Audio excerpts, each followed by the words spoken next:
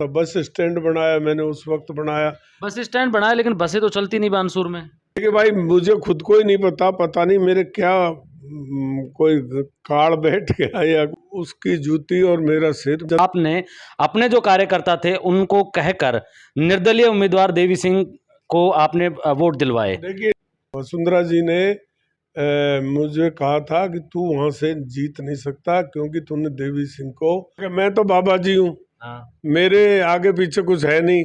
दुर्भाग्य से राजस्थान में बीजेपी में 5-5, 6-6 आदमी स्वयं भू जनरल बन गए, अपने मन में मुख्यमंत्री बने बैठे। अब थोड़ा सा खतरा ये है कि ये वसुंधरा जी के साथ जो बचा हुआ 20% है वो जिला कहाँ जा रहा है? उसमें 2 सीटें हैं, वो समय के अनुसार निर्णय लेंगे। किसी के बारे में कोई टिप्पणी नहीं करना चाहता, बिना बात का झगड़ा मोल क्यों लूँ मैं। बैरोड राठ की भाषा है, थोड़ा सूदा सट बोल देते हैं। जो वहाँ ज़्यादा कर्नाटक में पढ़े लिखे हो तो लाग लपेट करके बोलते हैं, पर कम से कम बलजीत नहीं हुआ। राजस्थान की राजनीति के कद्दावर नेता पूर्व मंत्री डॉक्टर रोहितास शर्मा आज हमारे साथ हैं। हालांकि भारतीय जनता पार्टी में है नहीं, लेकिन प्रयास रहते हैं कि भारतीय जनता पार्टी उनको वापस ले ले। और डॉक्टर साहब, एक सवाल जो पूरे जिले की जनता और पूरा राजस्थान जो आपसे परिचित है जानना चाहता है कि डॉक्टर साहब किस पार्टी से चुनाव लड़ेंगे? देखिए, मैं कांग्रेस से टिकट लेने का तो प्रश्न ही नहीं उठता।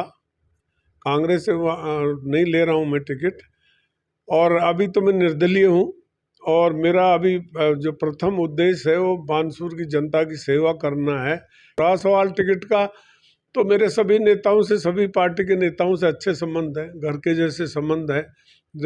बानसूर में ऐसे कौन कौन से काम करवाए हैं जिनको लेकर आपको लगता है कि आप निर्दलीय भी चुनाव लड़ेंगे तो वहां से जीतेंगे? पूरे राजस्थान में अगर किसी विधायक ने आज़ादी से लगा के आज तक कोई काम किया है, भौगोलिक स्थिति को जिसने बदला है, उसका नाम रोहितास कुमार है। बानसूर की धरती रेतीली धरती थी और जैसलमेर, बाड़मेर जैसे टीले थे, एक गांव में सड़क नहीं थी। मैंने एक टेनियर में 192 गांव और ढाणियों को ग्रेवल सड़क से जोड़ा। फिर प्रधानमंत्री सड़क योजना आई तो सबसे पहले बानसूर उससे जुड़ा। बानसूर में कोई बिजली घर नहीं था, मैं बिजली घर लेके आया।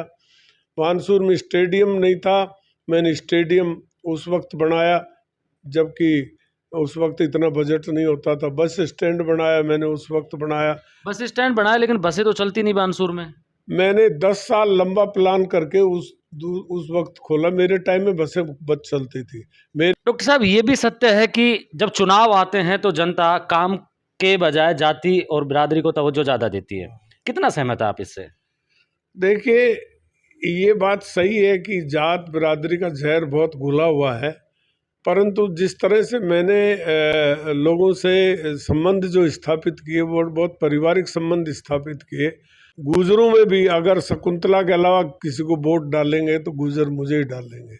यादों में भी यादों के अलावा कोई वोट मिलेगा तो मुझे ही मिलेगा। मैंने हमेशा मेरे टाइम में दलित को प्रधान रखा, दलित को एसडीओ रखा, दलित को थानेदार लगाया। दलितों को मैंने हमेशा महत्व दिया। वोट की राजनीति आपने भी की कि दलितों को इस तरह से आपने अधिकारी, उनका जीवन स्तर किस तरह से ऊपर हो, अंबेडकर का सपना किस तरह से साकार हो। जब वो अधिकारी हैं तो जीवन स्तर तो उनका स्वाभाविक है सुधर ही गया होगा।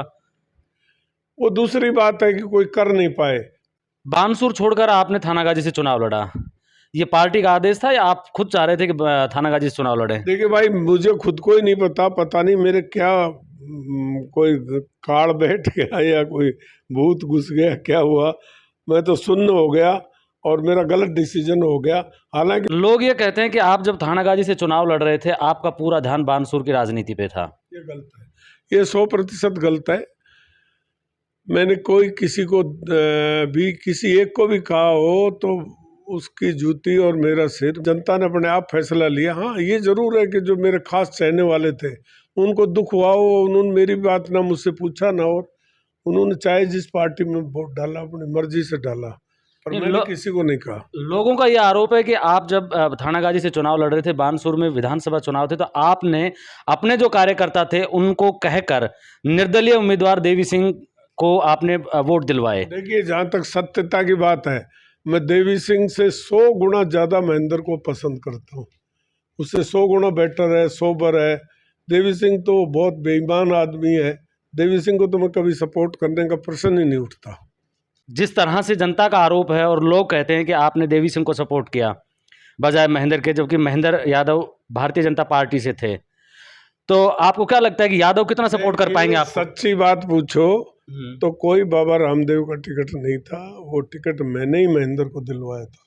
वसुंधरा जी ने मुझे कहा था कि तू वहाँ से जीत नहीं सकता क्योंकि तूने देवी सिंह को पार्टी मीटिंग में पुलिस से फेंकवा दिया बाहर, तो राजपूतों में रोष है। जबकि ये बात सरासर झूठ थी, गलत थी। मैंने किसी को नहीं फेंकाया, वो ही उछल कूद कर रहा था, पुलिस ने उसको फेंक दिया। तो वसुंधरा जी को ये लग रहा था कि राजपूत वोट नहीं देंगे तो रोहतास जीतेगा कैसे। आप कह रहे हैं कि आपको सारी जातियां वोट देंगी, लेकिन यादवों में इस बात का रोष है बानसूर में कि आप जब थानागाजी से चुनाव लड़ रहे थे और बानसूर के यादवों ने आपको 2 बार विधायक बनाया, जब किसी यादव को टिकट मिला और आपने राजपूत की पैरवी जाके की और अपने कार्यकर्ताओं से कहा कि देवी सिंह को वोट दें, तो यादव आपको वोट क्यों देंगे अब की बार? देखिए, गलत बात है, यादवों को पता है, मैं ऐसा नहीं कह सकता। और महेंद्र को भी पता है कि मैंने उसको टिकट दिलाया। टिकट तो मैंने ही दिलाया था ना। और चाहे दुनिया की कोई ताकत आ जाए, मेरी भाईबंदी यादवों से है, वो वोट मुझे ही देंगे। किसी से की कोई लोकप्रियता नहीं है ऐसी कि जो महेंद्र को, सारे यादव अगर वोट डाल देते तो महेंद्र का कुछ और गर्म हो जाता ना, थोड़ा और ठीक हो जाता। भारतीय जनता पार्टी वहां खुलकर विरोध नहीं कर पा रही है, किसी भी मुद्दे को लेकर घेर नहीं पा रही है, और आप अकेले वहां से हैं जो ना किसी पार्टी से हैं, पूर्व मंत्री हैं, लेकिन लगातार आप जनता के मुद्दे उठा रहे हैं। फर्क है, मैं तो बाबा जी हूँ, मेरे आगे पीछे कुछ है नहीं, मेरे पर छापा नहीं डाल सकते, मेरे पर कोई मुकदमा दर्ज नहीं कर सकते, ना कोई मेरा बैंक बैलेंस है। ये दोनों जो उम्मीदवार हैं, इनका व्यापार है, और व्यापारी आपको पता है क्या क्या धंधा उल्टे सुल्टे करते हैं, तो इन दोनों को तो डर लगता है। ये तो शकुंतला के खिलाफ कोई बोलता नहीं है। पिछले 4.5 साल से भारतीय जनता पार्टी कांग्रेस पार्टी का मुकाबला नहीं कर पा रही है। कभी कभी बाबा किरोड़ी धरना प्रदर्शन करते हैं, आंदोलन करते हैं, लेकिन वहां भी भारतीय जनता पार्टी उनके साथ खड़ी नजर नहीं आती। क्या कारण है कि भारतीय जनता पार्टी कांग्रेस का खुलकर मुकाबला नहीं कर पा रही और जनता के बीच में जो आक्रोश है उसको बाहर नहीं ला पा रही? उसका सबसे बड़ा कारण है कि दुर्भाग्य से राजस्थान में बीजेपी में 5-5, 6-6 आदमी स्वयंभू जनरल बन गए, अपने मन में मुख्यमंत्री बने बैठे। वो ग्रुपिज्म करते हैं, वो उसको सपोर्ट नहीं करता, वो उसको सपोर्ट नहीं करता। ग्रुपिज्म के कारण प्रतिपक्ष की भूमिका पार्टी नहीं निभा पाई, जिसके परिणाम स्वरूप तो अध्यक्ष को बदलना पड़ा। अब थोड़ा सा खतरा ये है कि वसुंधरा जी के साथ अगर कोई हैपनिंग हो जाए या कोई वसुंधरा जी को इग्नोर करके चले तो निश्चित तौर पर परिवर्तन आएगा। आज की तारीख में तो मैं समझता हूँ 80% अलवर जिला बीजेपी का है। जो बचा हुआ 20% है वो जिला कहाँ जा रहा है? उसमें 2 सीटें हैं, वो समय के अनुसार निर्णय लेंगे, एक थानागाजी और एक बानसूर। आपकी तरह एक नया नेता है बलजीत यादव, काफ़ी छाए रहते हैं मीडिया में, जिस तरह के वो बयानबाजी देते हैं, क्या आपको लगता है कि राजनीति में इस तरह की भाषा शोभनीय है? देखो, मैं बहरोड पर कोई टिप्पणी नहीं करूँगा।